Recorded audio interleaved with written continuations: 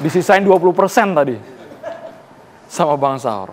Jadi saya kira Presiden melihat dengan secara lebih menyeluruh ya. Dan dengan penjelasan dari Bang Ferry tadi saya lihat angka dari Bang Luhut ini kayaknya udah naik dari 4 ke 7 nih kayaknya. Angkanya itu. Karena jenderalnya Saur tadi belum ditangkap. Belum ditangkap. Jadi kalau jenderalnya belum ditangkap, nilainya itu tidak akan berubah. Pertanyaannya kapan mau ditangkap, itu persoalannya. Dan siapa? Nah, kan udah disebutkan tadi. Saya mau tambahkan. Ada yang aktif, ada yang pasif, kan begitu ya. Jadi mungkin kan itu kan penyidik itu loh. Itulah tugas daripada. Tapi pertanyaannya betul nggak ada jenderal itu kan yang dikatakan Saur tadi itu. Betul ada jenderalnya. Kan Presiden bilang, Bang, ada jenderal yang senior. Saya tidak takut kepada Anda. Ada jenderal-jenderal yang muda.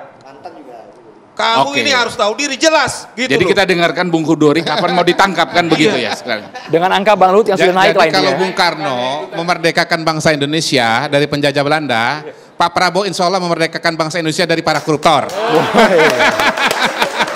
Ini proklamasi kedua ini Bang. Proklamasi kedua. Jadi misalnya tadi yang diceritakan oleh Bang Ferry Juliantono itu ada matematikanya Bang.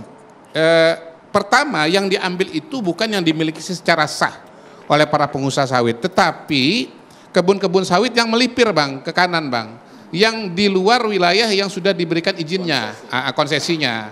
Jadi itu diambil oleh negara. Nah, kenapa diambil alih? Ya karena memang itu sebetulnya bukan hak yang bersangkutan.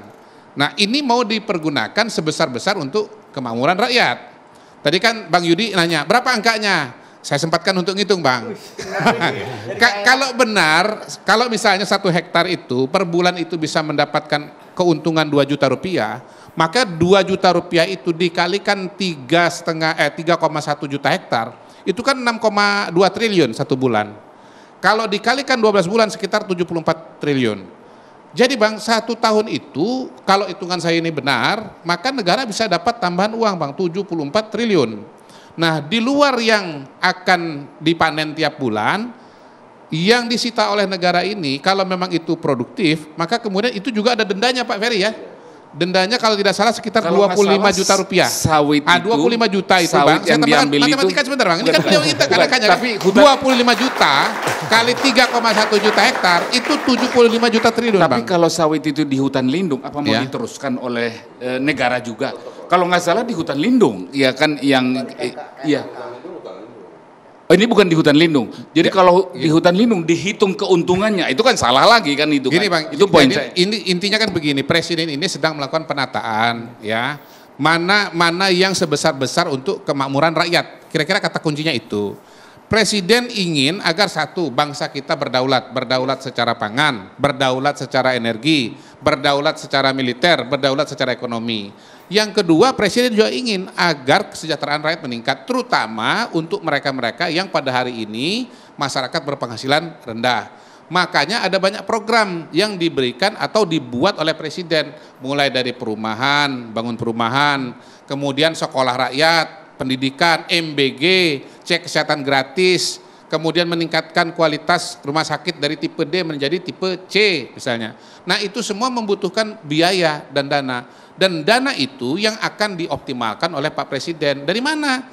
Pertama tentu saja dengan mengurangi kebocoran-kebocoran yang selama ini ada. Makanya kemarin pidato di MPR itu ya, proklamasi kedua itu. Ini 300 miliar 300 triliun, hampir 10% dari APBN kita tahun ini itu kemudian oleh Presiden diamankan. Rawan diselewengkan. Karena itu rawan diselewengkan. Jadi itu adalah langkah paling konkret dari Pak Presiden dalam rangka menyelamatkan kekayaan negara gitu.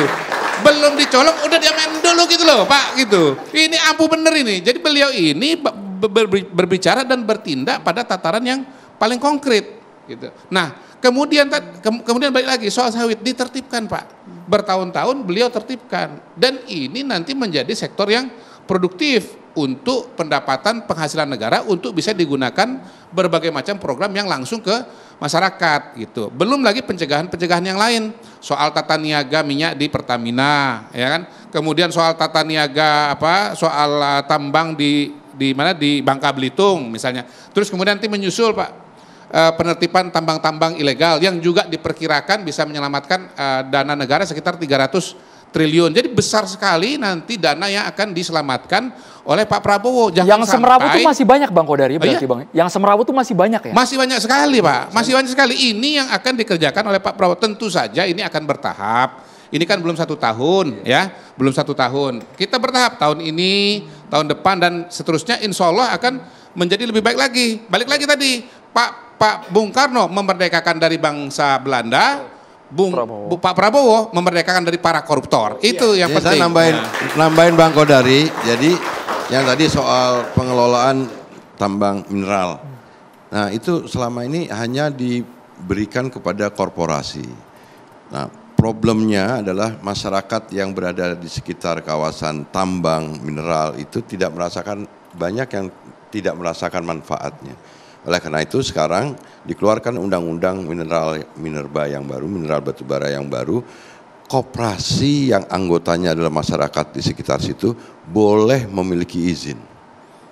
Kemudian yang kedua soal minyak dan gas. Di luar soal yang penguasaan minyak dan gas yang besar, ada pengelolaan sumur-sumur minyak dan gas yang idle yang selama ini dikelola oleh para tanda kutip penguasa lokal dan tidak legal. Sekarang sudah dibahas, sedang dalam tahap pematangan, koperasi boleh mengelola sumur-sumur minyak rakyat supaya masyarakat yang berada di sekitar sumur minyak rakyat itu bisa merasakan manfaatnya.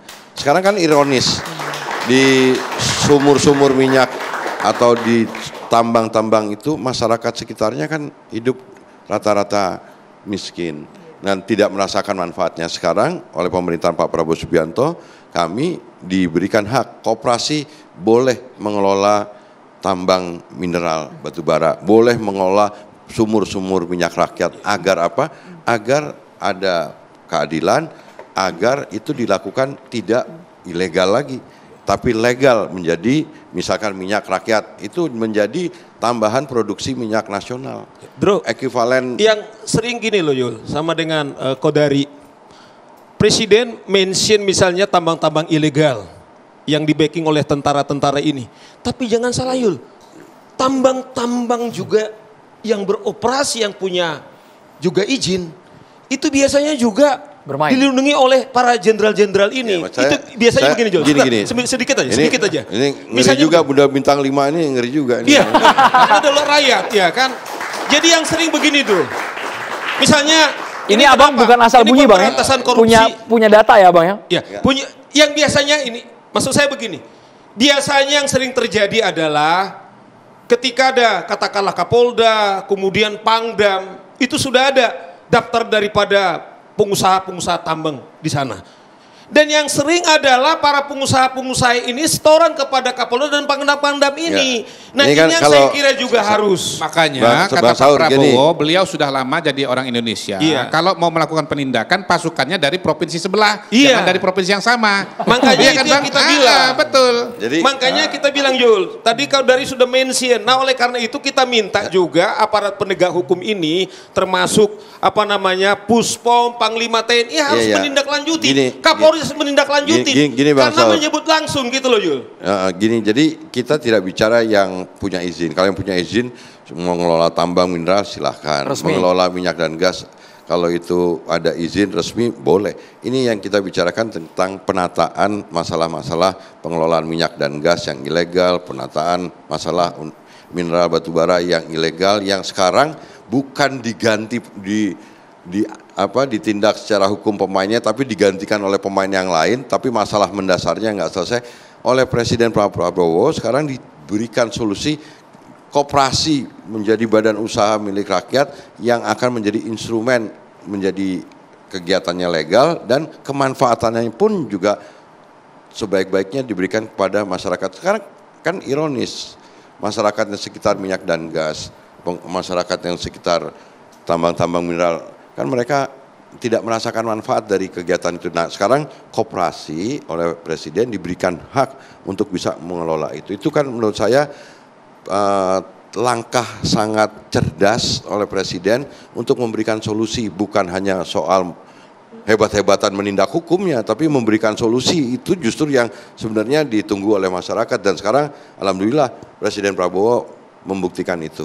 Dan sebetulnya tidak sesederhana itu juga Pak Yudi dan Bang Saur. Sebelum nanti ke Mbak Wiwi ya, harus kasih kesempatan juga loh Mbak Wiwi dari harus, sini. Profiti Zuro nanti porsinya jadi misalnya durasi seperti besar. sumur minyak masyarakat, itu sebetulnya pemerintah sudah sangat luar biasa ketika memberikan kesempatan. Karena dari aspek penataan dan aspek keselamatan, itu sebetulnya resikonya tidak mudah Pak. Kalau misalnya nanti ini dipercayakan kepada pemerintah atau kepada Pertamina, maka effort yang dikeluarkan oleh Pertamina atau pemerintah untuk bisa mengawal program Sumur Rakyat ini juga luar biasa. Karena sesungguhnya kegiatan penambangan minyak itu adalah kegiatan penambangan yang sangat penuh dengan kehati-hatian dan faktor sekuritasnya sangat tinggi gitu. Jadi sebetulnya sih nggak gampang-gampang ini Pak Yudi, Pak Saur, untuk memberikan kesempatan kepada rakyat kecil. Jadi pembelaan Pak Prabowo kepada rakyat kecil itu luar biasa Pak. Dengan sumur-sumur ini diberikan kesempatan untuk produksi. Dan saya bisa mengatakan ini karena saya adalah komisaris di Pertamina Hulu Energi.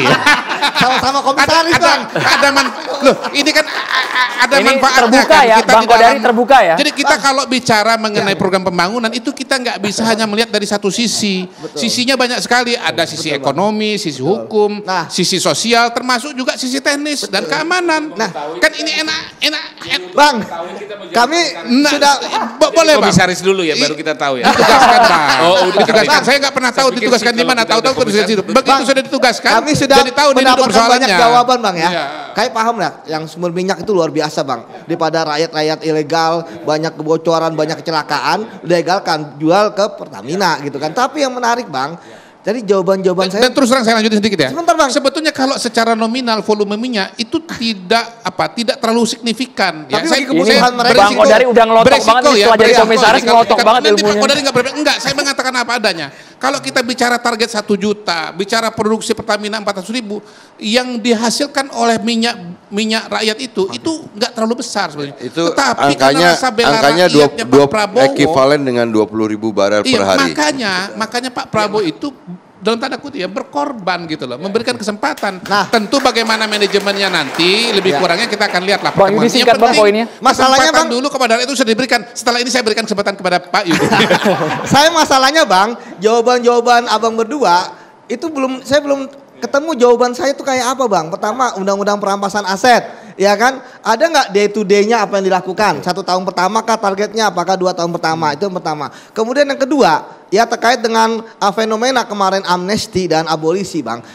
Saya ingin ada statement bahwa kemarin itu yang terakhir, yang pertama dan terakhir, nggak ada lagi ke depannya, sehingga kemudian penegak hukum ya udah nggak lagi khawatir bahwa ketika mereka menangani kasus korupsi ya itu akan akan tiba-tiba baru PN1 baru PT banding, tiba-tiba ada abolisi, tiba-tiba ada amnesti. Tidak menunggu inkrah. Iya, belum inkrah gitu kan. Kemudian yang ketiga Bang, terkait dengan fenomena banyaknya para koruptor yang bebas bersyarat ya, dengan memenuhi syarat yang sangat normatif ya, kelakuan baik. Saya nggak pernah menemukan ada koruptor itu kelakuannya itu bejat gitu kan.